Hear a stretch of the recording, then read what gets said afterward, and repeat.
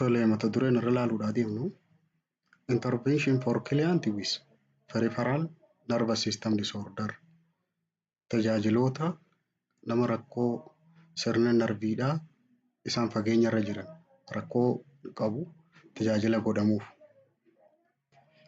Jalqaba irratti mata dureen ilaallu vascular disease dha. Dhukkuboota hiddaati. Dhukkuboota hidda dhiigaa. Keessaa inni jalqaba stroke dha. Stroke jechuun dhiigni sammuu keessatti faca'uu jechuudha. Cerebrovascular accident jedhanii maqaa isaa kan biraa stroke kana. Cerebrovascular accident yeroo jennu dhiigni hiddi dhiigaa sammuu tana keessa dhiiga raabsu yoo rakkoo godhate sababa sanirraa rakkoon yoo nama mudatte cerebrovascular accident jedhaniin. It is rapidly developing loss of brain function. Dafee hojiin sammuudhaa tuni akka dalagaa dhiiftu sammuun dalagaa asii akka daftee dhaabdu godhuu danda'a rakkoon hidda dhiigaa sammuu keessa mudachuun due to disturbance in blood vessel supplying to brain. Sababa hiddi dhiiga kana gara sammuudhaatti oofu yooniif jeeqame. Can be due to ischemia or due to embolism. Sababoota garagaraatiif rakkoon tun dhufuu dandeessi.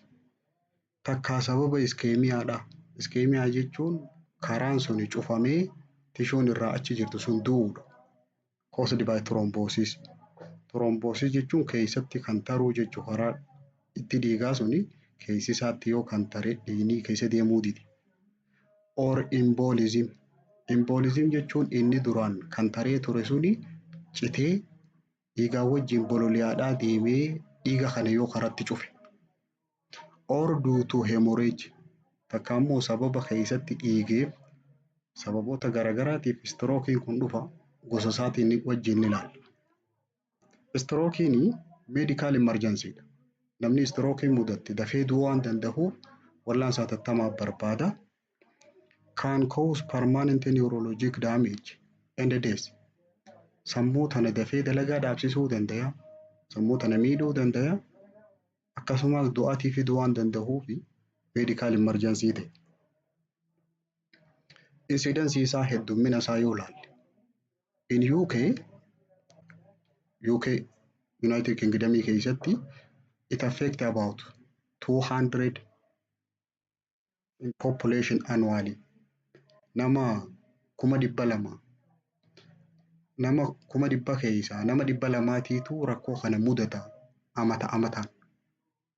Incidence is rise sharply after age of 55.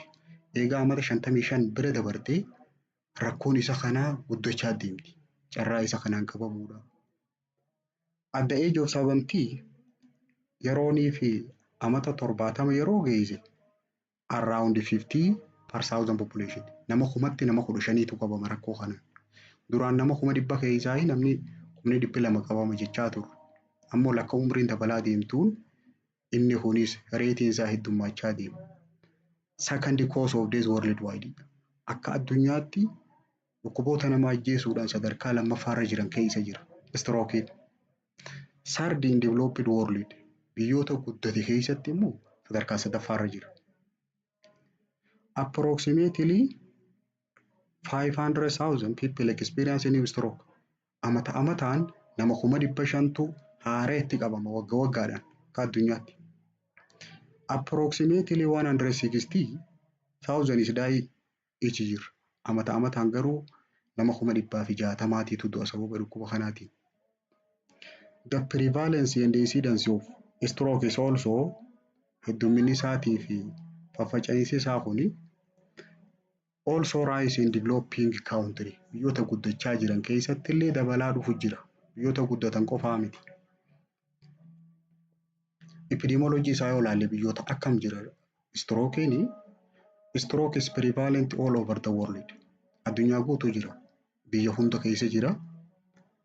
Following coronary heart disease and cancer, it is leading cause of disability. Dhukkuboota qaamaa nama hir'isan kan takkaan gahudhanii jiran keessaa inni kuni rakkoo onneedhaatii fi kaanseritti aanee sadarkaa sadaffaarra jira. Qaamaa nama hir'isuu irratti nama laamsheessa waan ta'eef namni istirookiin kun qabu. Now let us classify stroke. Strookii kana mi'a addaan haa qoqqoodnu qoodama isaa. Etiologic classification irraa yookaan sababa ka'umsaa irratti hundoofnee yoo qoqqoodne can be divided into two major category bakka lamatti adda baasuu dandeenya. Iskemikiidhaa fi hemorrhagic jedhaniin bakka lamatti adda ba'a.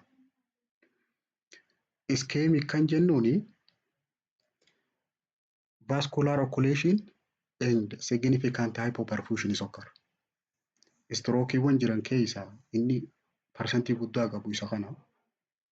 Sammuu tana keessatti hiddi dhiigaa cufameeti hypoperfusionii mudata. Hypoperfusion jechuun dhiigni karaa saniin achi dabru waan xiqqaatuuf hamma dhiiga dabruu san gad xiqqeessa.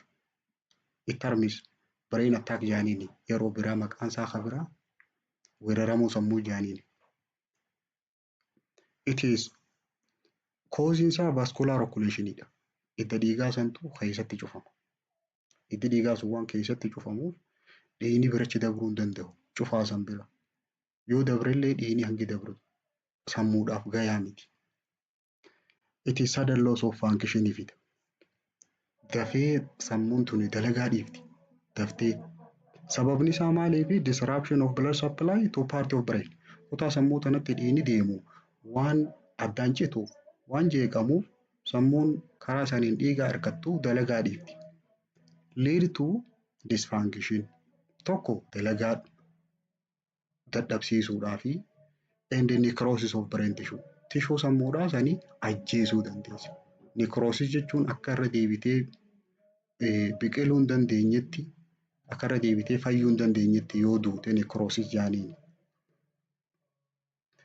Iskemiik strookiin kun sababoota sadii irraa ta'uu danda'a. It may happen because of thrombosis. Thrombosis jechuun occlusionii mudachuudha. Karaa keessatti dhiigni suni kan tarudha. Sababni biraa embolism. Embolism jechuun hiddi dhiigni bakka biraatti kan tare dhiiga kaanii wajjin deemaa dhufee ujummoo dhiigaa qaqalloo irratti achitti dhaabbatee karaa san cufuudha embolismiin. Inni biraa systemic hypoperfusion. Systemic hypoperfusion jechuun qaamuma keessaahuu marsaan dhangala'aadhaa marsaan dhiigaa tanaan nuti suyyuu gayaa ta'uu baata. Shookii jechuudha. Shook jechuun hiikkaansaa yoonii fi dhangala'aan qaamaa barbaachisu gayaa ta'uu baate. Sababoota kanarraa dhufuu danda'a. Strookiin kun. It can cause variety of neurologic defect. Rakkoolee sammuudhaa, rakkoolee narbiidhaa garaagaraa fiduu danda'a. Strookiin kun depending on garuu rakkoo inni fidu kana maalirra hundoofneeti adda babaasuu dandeenya. Location of lesion bakka madaan sun itti uumamte. Size of area of inadequate perfusion hamma bal'ina qaama karaa saniin dhiiga harkatu. Inni biraa amount of collateral blood flow hanga dhiiga naannawaa sanii cinaadhaan dabree sammuu san dhaqqabu. Tokko bakka iddoo madaan sun itti uumamu. Kan lammaffaadhaa caasaa naannawaa karaa saniin dhiiga harkatu. Inni sadaffaadhaa immoo dhiiga maddiidhaan dabree bakka san dhaqqabsiisu yoo jiraatee fi yoo jiraachuu baate dhiigni sun qaamni sun karaa san qofaan yoo dhiiga harkate du'uu danda'a. Ischemic stroke usually affect regional area of brain perfused by blocked artery. Irra hedduu strookiin sababa iskemikiitiin dhufu kuni sammuurraa karaa kam miiti? It is area brain perfused blocked artery. Karaa arteriin silaa dhiiga geessuuf sun cufame. Sanii sammuu dhiiga harkattu santu miidhama sababa dhiiga dhabdeef.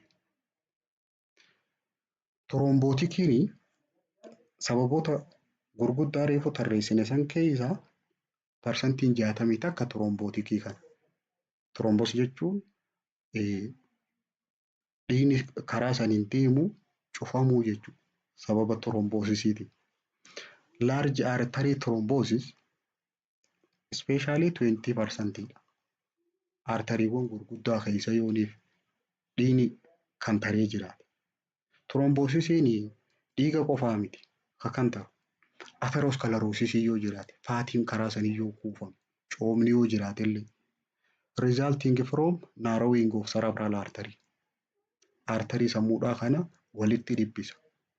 Sababa ateroskleroosiiti. Atherosclerosis means accumulation of plaque or fat in the artery. Arterii san keessatti yoonii fi faatiin yookaan coomni yookaan plakiin achi keessatti kuufamee hidda dhiigaa san dhiphise. Dhiigni achiin dabru hammisaa yoo xiqqaate. Small penetrating artery thrombosis is also called. Iddoota dhiigaa gurguddaa qofa osoo hin ta'in xixiqqaarrallee tiroomboosiin kun mudachuu danda'a. Tiroomboosisii hidda xixiqqaarra mudatuun laakunaar stroke jedhaniin.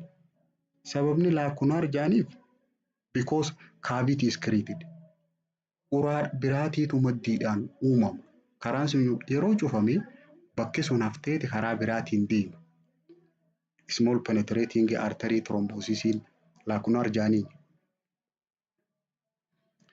Inni biraa cardiogenic embolic stroke dha.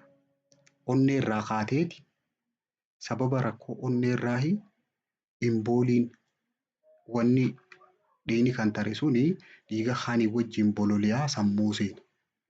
Cardiogenic jedhaniin. Rakkoon isaa onneerra. It is associated with cardiac dysrhythmia. Rakkoo onneedhaa qaba namoonni kanaa kuni cardiac dysrhythmia jechuun disturbance of rating dhawannaa onneedhaa suni jeeqamu usually atrial fibrillation. Atrial fibrillation jechuun atramiin garmalee dhawattu. Reetiin isaa garmalee ol kaati. Embolismiin tun eessarraa kaati? The cardiogenic dha jennu originate from heart. Onnee irraa kaateeti dhiigni kan tare kun onnee seenee san booda circulate to cerebral vasculature. Marsaa dhiigaa gara sammuu deemu kana dhiiga kanaan wajjin deemtee hidda dhiigaa sammuu keessa jiru san cufti. Most commonly left middle cerebral artery dha bakki isiin cufti. Arterii sammuudha deemu isa bitaadhaa kan walakkaarra jiru sani bakki isiin cufti. Inni biraa cryptogenic dha. Cryptogenic stroke kuni cryptogenic means non cause. Stroke ka'umsi isaan beekamne. Waan inni irraa dhufe kan beekamne kanaan cryptogenic jedhaniin. Parsantii 30. Inni biraa other stroke dha. Other stroke sababa biraa irraa dhufu kani sababoota can be from cocaine use. Yoonii fi cocaine haala sammuu namaa adoochuusan fa'aa yoo fayyadame namtichi. Coagulopathy rakkoo kan taruu diduudha dhiigaa fa'aa yoo jiraate. Inni biraa migraine attack dhukkubbii mataadhaa san fa'aa yoo qabaate. Spontaneous dissection of carotid or vertebral artery. Xiqqoon arteriin kun yooniif addaan citaa deema. Addaan muramaa hudhamaadhaa deema. Arteriin kaarotididhaatii fi takka immoo vertebraalii ka duudarraa ol deemu kunii fi ka mormarra bahee ol deemu kun. Sababoota kanarraa strookiin dhufu parsantii 5. Gosti strookiidhaa inni lammaffaanii hemorrhagic stroke jedhanii. Iskemikiidhaa fi hemorrhagic. Inni hemorrhagic jennuun kun sammuu keessatti dhiiguudha. There is extravasation of blood into brain. Dhiigaatiitu sammuu tana keessatti yaa'a. Caused by intracranial hemorrhage. Sababa sammuun tun keessa dhiiteef dhiigni sammuu tana keessatti yaa'uudhaatu hemorrhagic stroke kana fida. Maali sababni isaa? Sababni isaa mainly associated with unrecognized or poorly controlled hypertension. Gaaffiin tun ni jirti. Siyoosii irra namoota hypertensionii qaban keessa strookiin isaan mudachuu danda'u kamii yeroo jaame hemorrhagic stroke dha. Hemorrhagic strokein namoota hypertensionii isaan hin to'atamin takka ofirratti hin beekin akkasumas subarachnoid hemorrhage. Subarachnoid jechuun caasaa bireeniidhaa kana keessatti yoo dhiigni yaa'u jiraate. Ruptured intracranial aneurysm. Sammuu tana keessatti hiddi dhiigaa kurfaawee takka immoo dhiphateeti dhiigni osoo humnaan dhiibuu dhoose. Ruptured aneurysm jechuun akkas. Kan biraa duutuu tiroomaadha. Sababa dhaawameef, sababa balaan irra geesseef. Inni biraa bleeding disorderiidha. Bleeding disorder jechuun rakkoo dhiigaa. Fakkeenyaaf hemofiiliyaa fa'aa ta'uu danda'a. Namoota rakkoo dhiigaa qaban. Vascular malformation akka maletti uumamuu caasaa hidda dhiigaas akka malee yoo uumamu. Or certain medication akkasumas dawaaleen gariin anticoagulantiin fa'aan dawaa dhiigni kan tarree godhanii jira kan nama dhiisuu danda'an. Akkasumas amfetaamiin fa'aa. Kanaafuu hemorrhagic stroke'n strookii sababa dhiigni sammuu keessatti yaa'uu irraa dhuftuun hemorrhagic jaaniin. Hemorrhagic stroke kana bakka lamatti adda baafna. Gosa lamatti qoodna. There are two types of intracranial hemorrhage. Sammuu keessatti dhiiguu tana gosa lamaa jira. Intraaxial hemorrhage fi extraaxial hemorrhage jaaniin. Intraaxial jechuun tishuma sammuudhaa san keessatti yoo dhiigni yaa'u jiraate. Dhiigni suni tishuu sammuudhaa san brain tishuu san keessatti yoo yaa'u jiraate. Extraaxialiin ammoo tishuu sanii alatti, tishuu sammuudhaatii alatti yoo yaa'u jiraate. Patient generally have more severe defect qaba. Namoonni hemorrhagic stroke qaban sababa sammuu keessatti dhiigirra namoonni stroke qaban severe defect mudatan rakkoo ciccimtuu mudatanii longer recovery'dha. Fayyuudhaafillee bayyanachuufillee yeroo dheertuu irraa fudhatu. Warreen ischemic stroke san qabanii wajjin yoo wal madaalchifne. Recovery time isaanii dheeraa when compared with ischemic stroke. Warreen ischemic san sababa hiddi dhiigaa sammuu keessatti cufamerraa stroke dhuftuu fi kan sababa dhiigeef dhuftu kana yoo wal cinaa qabne isa hemorrhagic kanaatiitu fayyuudhaaf yeroo dheertuu irraa fudhata. Hemorrhagic stroke'n the most common cause of stroke in developing country. Biyyoota guddachaa jiran keessatti stroke'n baay'atu isa kana. Biyyoota guddachaa jirtu keessatti. The mortality rate sababa isa kanaatiin namoonni du'u report is high as 43% at 30 day. Eega sammuu tana keessatti dhiigee guyyaa 30 booda parsantiin 43 ni duuti. Namoota rakkoo kana qaban nama sammuu isaa keessatti dhiige guyyaa 30 keessatti parsantiin 43 ni duuti. Nama dhibbatti 43 ni du'a jechuudha. Can affect local area. Sammuu keessatti dhiiguun tuni amma akkasumas naannawa dhiigni itti yaa'isanii miidhaa ciccimtuu irraan gayaa. But can also cause more global symptom. Mallattoo qaamaa ta waliigalaallee fiduu danda'a. Bakka san qofa osoo hin ta'in mallattoo naannawa mallattoo qaamaa ta waliigalaallee. Classification based on duration. Amma etiological irratti bakka lamaan kanatti ba'a. Ischemic fi hemorrhagic jenneen. Based on duration of stroke turtii isiin namarra turtu. Sanirra hunduunii yoo adda qoqqoonne transient ischemic attack jaanii isa jalqaba. Transient jechuun yeroo gabaabdutti namarraa haftu jettu. Transient ischemic attack is focal neurologic defect lasting less than 24 hours. Rakkoo narbiidhaa nama mudachuu sa'aatii 24 gaditti ta namarraa fayyitu. It confined to area of brain perfused by specific artery. Rakkoon kun iddoo murtaawaa qabdi. Iddoo murtaawaa arteriin dhiiga karaa san geessu rakkoo mudateerraa bireen irraayis bakkuma takka qofaan miidhamee rakkoon isii sa'aatii 24 gaditti irraa fayyiti. Transient ischemic attack jaaniin. Gosti lammaffaadhaa reversible ischemic neurologic defect jaaniin.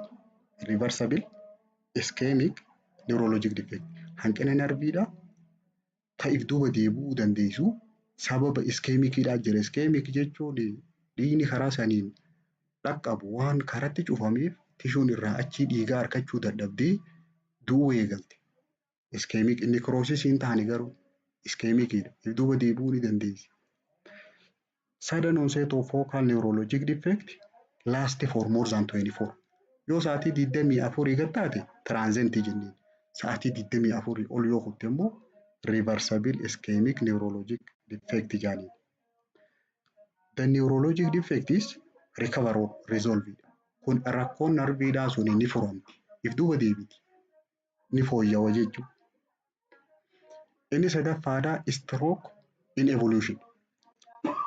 Stroke in evolution jechuun sa'aatiidhaa hanga guyyaadhaatti namatti cimaa deemti immoo degree of which progressing over couple of hour or over day. Rakkoo narviidhaa kanaatiitu guyyaadhaa sa'aatiidhaa hanga guyyaadhaa namarra tura. Focal neurologic defect qabdi. Rakkoolee narviidhaa ta iddoo takkaatiitu irraa mul'ata. Kun nama if duuba hin deemu. Reversibiliidhaa miti. Inni afuraffaadhaa complete strokeidha. Strookii guutuu guututti. Sudden onset of focal neurologic defect rakkoo narviidhaa tasuma nama eegaltu qaba. In which defect is neither improve nor get worse. Ni isin fooyya'u san caalaas ittiin cimu yeroo gara yerootti. It is often associated with complete stroke kun waan hidhata wajjin qabu waa takka. Inni maali? Infarction of part of brain. Kutaan sammuudhaa karaa saniin dhiiga harkattu yoonii fi duute jechuudha.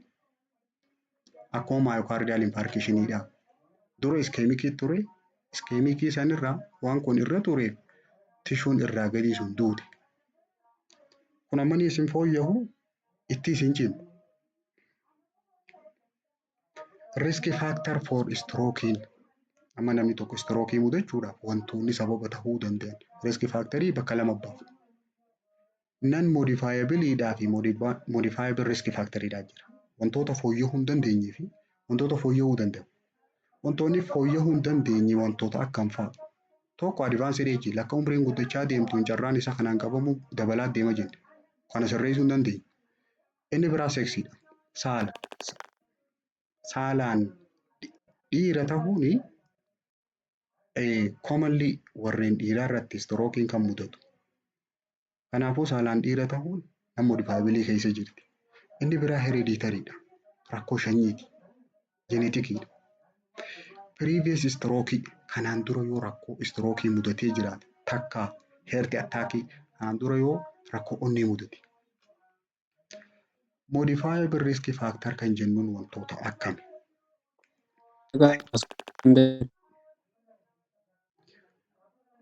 Modifiable risk factorii wantoonni jennuun keessaa tokko hypertensioniidha. Hypertensioniin to'atamuu danda'a.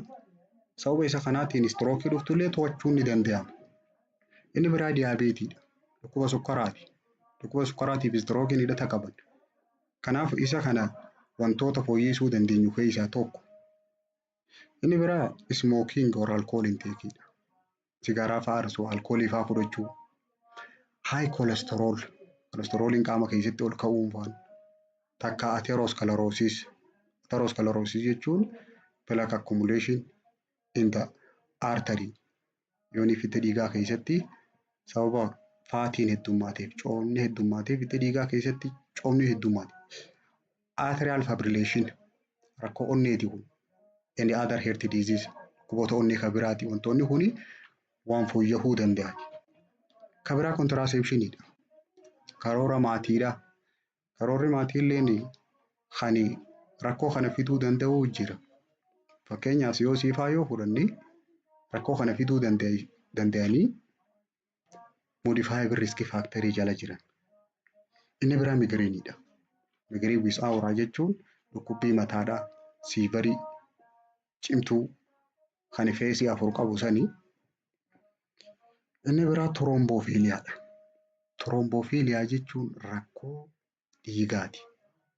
Trombofiiliyaan rakkoo clotting disorderiidhaati. Rakkoo kan taruu dhiigaa. Inni biraa sickle cell anemiyaadha. Sickle cell anemiyaan anemiyaa sababa sheeppiin seelii dhiigaa suni bifa geengoodhaa san gadhiisuurraa ka dhufu inni biraa obesiitiidha. Obesiitiin furdina garmaleeti. Wantoonni kuni risk faaktarii to'atamuu danda'u keessa jira.